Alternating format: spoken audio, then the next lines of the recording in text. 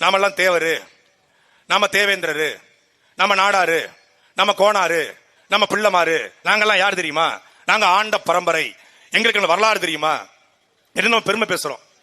நம்ம வீட்டு பிள்ளைய எவனாவது ஒருத்த கையை பிடிச்சு இழுத்தால் அவன் கையை வெட்டுகிறோம். வேறொரு சமூகத்தை சார்ந்தவன் நம் பிள்ளையை காதலித்தால் அவன் தலையை வெட்டுகிறோம். பொண்ணை தொட்டா வெட்டுகிற இந்த கூட்டம் இந்த மண்ணை வெட்டி கொண்டு வரான எவனாவது ஒருத்தன் ஒரு கல்காரி ஓனரை வெட்டின, ஒரு எம்சாண்ட் ஓனரை வெட்டின, ஒரு கனிம வளத்தை தொட்டா வெட்டின என்று ஒரு பதிவு உண்டா? யாராவது ஒருத்தர் பெண்ணை தொட்டால் வருகிற கோபம் இந்த மண்ணை தொட்டா வரல. என்ன மண் இந்த மண்ணு?